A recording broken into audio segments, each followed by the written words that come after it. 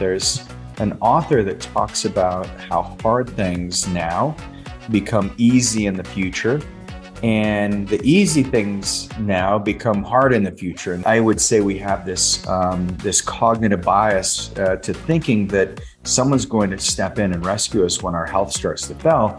But really, at the end of the day, it's up to you. And that's what I love about our Health Accelerator community here is you guys have all taken 100% ownership over your health. Putting someone on testosterone alone, the issue with that is, what if your gut is unable to break down the hormone molecules? What if your liver is unable to break it down and conjugate and unconjugate these structures? And then what happens if your biology sees this foreign agent as a threat? All these things can show up.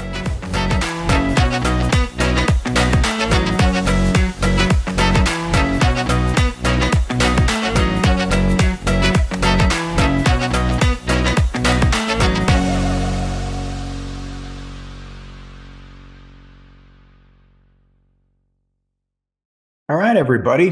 Hey, it's Reagan Archibald here, and welcome to your Health Accelerator Challenge. And I'm wondering how you guys did on the challenge last week. How many of you set an intention around your life extension, your health goals? I'm gonna, I would love to hear it from you guys. Plug it in the chat box if any of you have any novel insights on that one. I can tell you that that there's so many things that you need in life, but without your health, it's all gone. And so what we're gonna cover today is we're gonna jump into, we've talked about 9 hallmarks of aging, and we're gonna talk a little bit more about hormonal optimization and how you can really maximize your body's overall health and everything you do when your hormones are optimized. I'll share with you some of the right ways to do it and wrong ways. I see more and more people coming to our programs who are on hormones, and some of you are doing it, and it's great. I love it. But there's many times where we want to modify some things. And so as we talk about this today, if you have questions, I want to hear your questions. And I've been getting this, over and over again, is what can I do? The hormones aren't working anymore, and what's going on. And so we're going to talk about all that today. And I don't know why my camera goes blurry in and out, but let's jump in. So the first thing we're going to talk about is a book that I love. It's called The Slight Edge. And if you guys have read this book, it is, let me stop share there. Sorry about that. The book, The Slight Edge, there's an author that talks about how hard things now become easy in the future, and the easy things now become hard in the future. And so how many of you have had to make big lifestyle changes in your health, and you realize that, man, it was super hard when it happened? And then when you made the shift, and about, maybe for some of you, it may have just been a few days. In others, it may have been a few weeks. But in the book, The Slight Edge, what he has is, those things that are easy. Those are simple disciplines that you do consistently over time. And easy not to do are simple errors in judgment made over time. So if you think about like fast food, and we've used this example in previous Health Accelerator challenges, there's things that get in the way of your healing momentum. And then you go into this mode of blame, neglect, entitlement. You can just feel either like, I've had people, I was with a husband and wife today, and the wife was like, well, this looks really hard. We've got trips coming up, and I don't know that we're going to want to, not drink alcohol on the trips and eat desserts and things like that. And I say, yeah, that's no problem. I mean, it's a lot easier to, to push this off and to push off doing something really good for your health right now. But I can tell you, it's going to be harder when you get back to do the things that you need to do. And I just see this over and over again. If you don't put your health as a number one priority and just realize, like, is it really that important?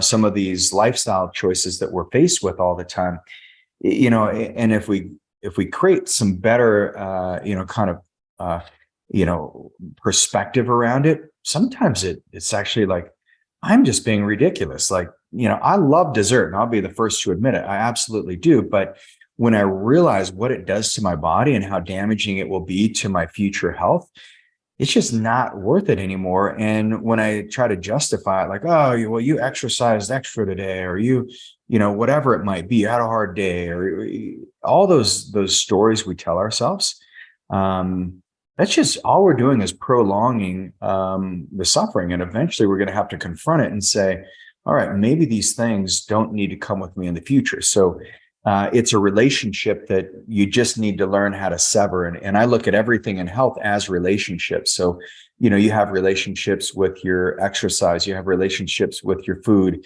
you have relationships with your body. And I was able to speak. We hosted a longevity mastermind with Justin Donald's Lifestyle Investor Group. And so we had about 30 very successful entrepreneurs, big in the investment world, and there were, some were physicians. We had some lawyers in the group, and we were talking about capitalism. And I use the body as an analogy, where your body is it's the one thing that you own. And think about what we do when we own something. It becomes your property, and we take care of our property. And and I was explaining that whose knees are those anyways, and whose heart is that, whose cardiovascular system, and whose job is it to really take care of your health at the end of the day. And a lot of us have been, almost seduced, or I would say we have this cognitive bias to thinking that someone's going to step in and rescue us when our health starts to fail. But really, at the end of the day, it's up to you. And that's what I love about our Health Accelerator community here, is you guys have all taken 100% ownership over your health. And you've looked at your body and analyzed it every day and say, okay, well, if I can fix the thing now, it creates a lot more ease in the future. And I go back and I look at the things that I've done in my life that I'm really happy, and I'm grateful that I made those choices earlier in my life, because now I'm experiencing the benefit. And I know each one of you, if you go back and you say, what are those things that you just decided, like maybe 10 years ago, you decided, I'm going to exercise every day. And how many of you are experiencing the benefit of that choice?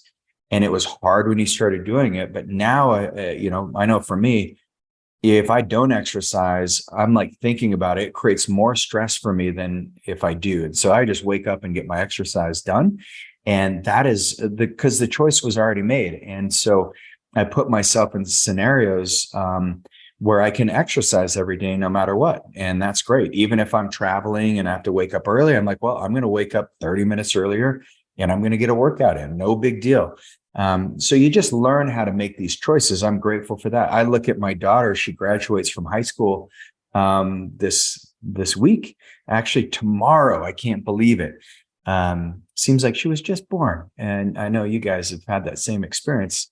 But I'm really grateful that I didn't get, my daughter she's got what's called Nevus sebaceous syndrome. And so Nevus sebaceous syndrome, there's some cognitive delays in development. And, sometimes she can come off as almost like with autistic characteristics. And I remember, telling the doctors early on, I'm like, no, I do not want my daughter to have that diagnosis, because she's got, it's Nevus sebaceous syndrome. There's sebaceous glands that have, in her development in the womb, that impacted her brain, and that's it. And she's actually graduating high school. In many cases, she took honors classes, and she's done really, really well. And I'm so proud of her. But it's a decision I'm so grateful that I made, 18 years ago. I guess it was a little after that. It was when she was about 6 or 7. So glad I made the decision not to just pigeonhole her down a certain pathway, because it would have been medications. It would have been, she wouldn't have had the capability of being out on her own. Now she's driving all over. I'm not saying she's the best driver by any means, and she's got a lot of development to do, but she's done incredibly well. I'm so proud of my daughter. And so, once again, it was a decision that was hard at the time, and it was a lot of discomfort getting her to this stage.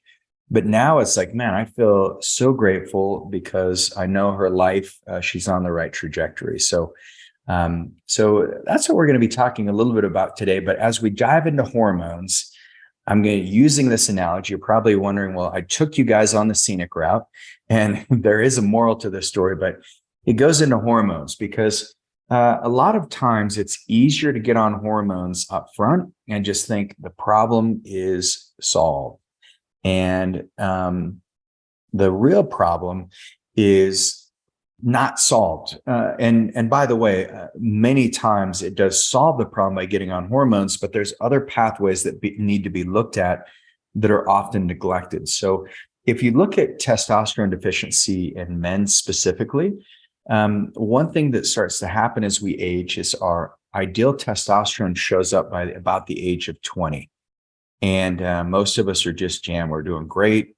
Even if you're like me and you grew up in, around chemicals, you grew up on a farm, our testosterone does pretty well. But by the age of 30, we have about a 10% drop. And then by the age of 40, there's another 10% drop. And this is when we see heart attacks happening with men in their 30s now, their late 30s, early 40s. It's not uncommon. And one of the things testosterone does is it's cardioprotective. It also creates a little more insulin sensitivity in our body. But by the age of 50, our testosterone's dropped almost 50%. And this is where the effects really start to show up. And it's not uncommon for me. I would say 80% of the men that we test their testosterone, it's below optimal levels. And if you remember optimal ranges, we want your testosterone to be between 700 and 900. And so it's pretty easy. There's testosterone clinics everywhere, or, it's go in and you get your blood drawn, and typically they'll just look at your total testosterone. They don't look at luteinizing hormone. They don't look at follicular stimulating hormone. They're not looking at free testosterone. And they're certainly not doing a gut test. And then the danger is you get put on testosterone and you're like, cool, problem solved. That was easy. Nothing else needs to be done on my side. It's just a biological thing. And yes, biology does tend to drive our testosterone down, but it doesn't have to be that way. The harder thing is actually looking at what mechanism is triggering the low testosterone. And so in men and females, it's no different, because females, your testosterone starts to drop as well. And actually, the older that you get, we want to see your testosterone levels come higher and higher, because your adrenal glands can only do so much. And when you have high testosterone, it's great for the brain, great for the cardiovascular system, but it also helps you put on muscle mass, which is your biggest organ. And so, but looking at that, just putting someone on testosterones alone, the issue with that is, what if your gut is unable to break down the hormone molecules? What if your liver is unable to break it down and conjugate and unconjugate these structures?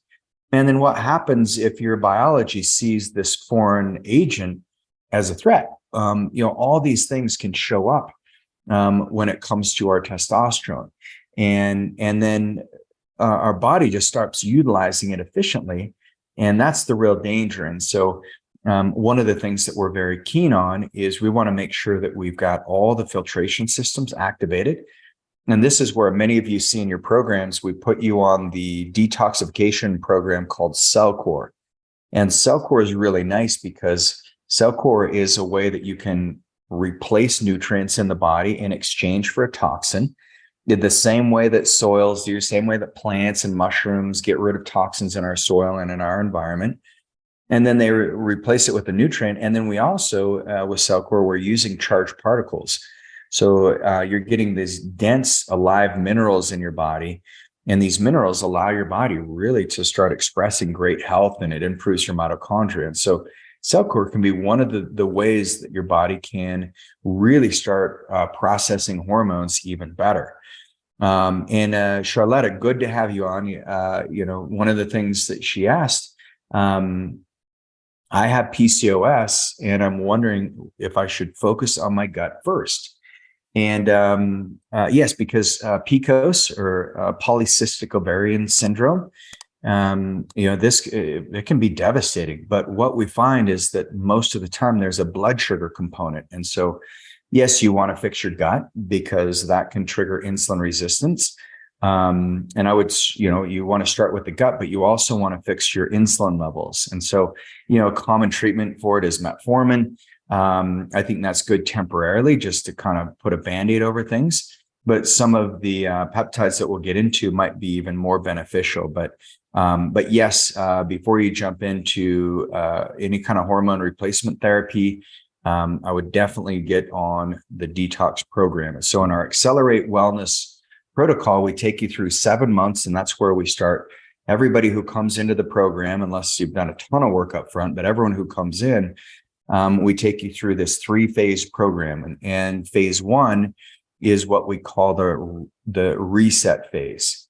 And this reset is really important. And I'll look forward to, we look forward to meeting with you on Friday as well.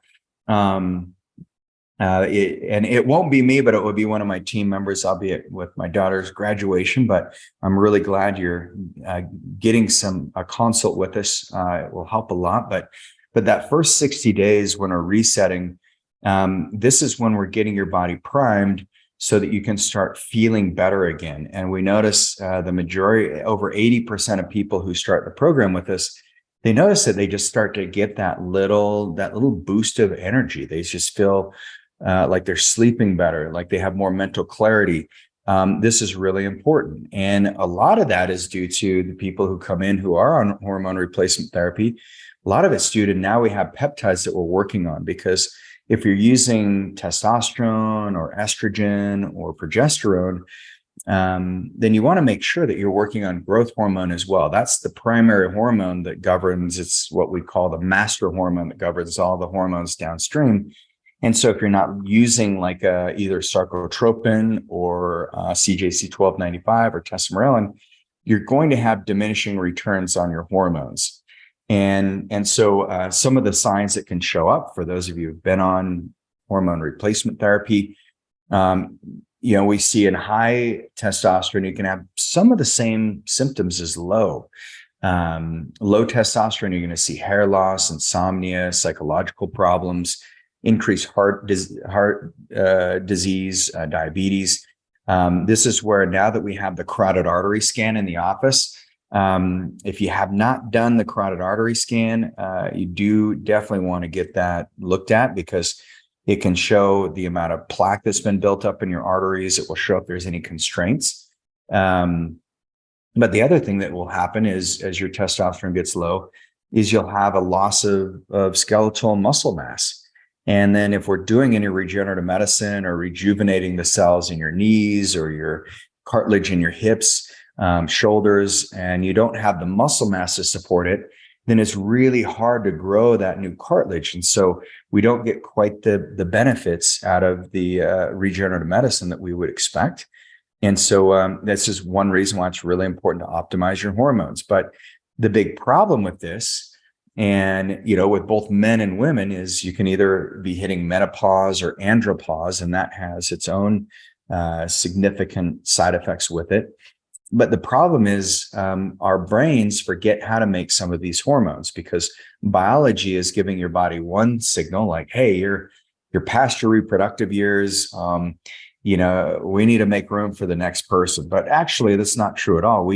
If you fight back just a little bit, you make that, instead of making the easy choice, you say, I'm going to make, what's hard now becomes easier later. And that's where you say, well, I'm going to fight back. I'm going to start using weights. I'm going to start exercising. We have what's called the 30-30 exercise program. And that's that first phase of care in our Accelerate Wellness program. It's 30 minutes in the morning, 30 minutes in the evening. So I got my workout in this morning. I was doing some high intensity sprints and backwards running. Great for knee health. And then I was also doing Turkish get-ups. And so it was kind of fun, alternating back and forth. And then I was doing some box jumps. And now tonight, after the hack, I get to go on my mountain bike because the snow finally melted after 6 months. So I'm excited to get back out there, and it's been great. But this is one thing you can do to help prevent the loss of muscle, and it also helps your body produce its own hormones just by exercising. The big challenge is as you go through either menopause or andropause, a lot of people get like stubborn weight gain, and that gets frustrating. I had a patient today, and she said, that when you're my size, just that extra 5 pounds, you just don't look as good. And so, that was a frustration of hers. But what we realized is that all the hormones she'd been on for years, and I think they've been really beneficial. The problem is when we ran her gut, her stool test, there's a pathway called beta glucuronidase. And we found out that pathway was completely blocked. It was really high. And so she didn't have the right metabolic system to break down hormones. And so they were just getting recycled. And so you do not want recycled hormones in your body. They become really toxic.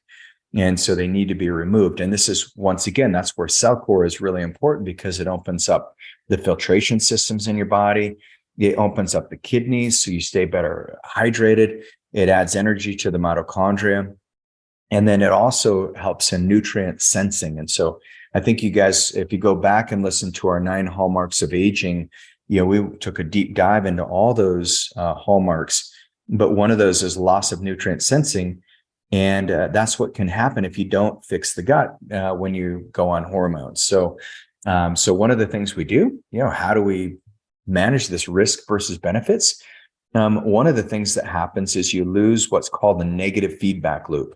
And so your brain stops telling, for men, for example, your hypothalamus and thalamus and your pituitary, they just say, hey, we already have enough testosterone, therefore you don't need to make any. And then you go into what's called hypogonadism.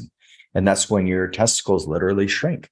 Females, same thing. Your ovaries stop sensing that they need to make progesterone or estradiol or even testosterone. And so that negative feedback loop is not there. And so your brain's like, well, Reagan's got enough testosterone. We don't need to make any more.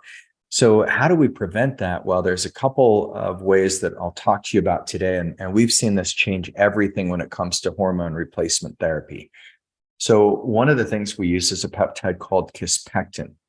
And if you go back and listen to the podcast I did with Tucker about 2 months ago, we talked about the fact that kispectin is actually being studied. And there's a study out of Stanford University where they're finding that kispectin helps with fatty liver disease.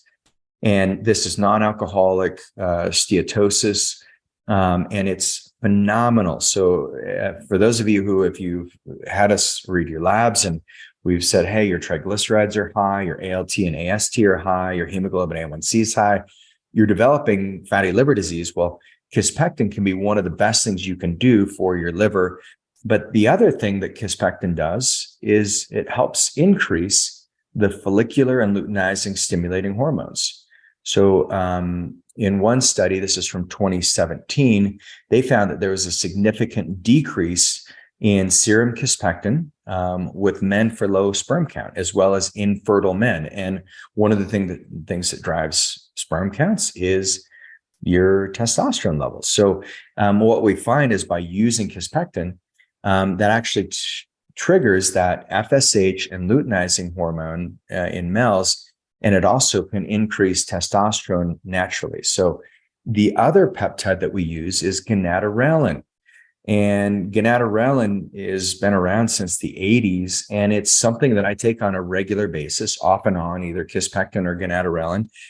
And I use these with Tongat Ali and Fedosia agresta.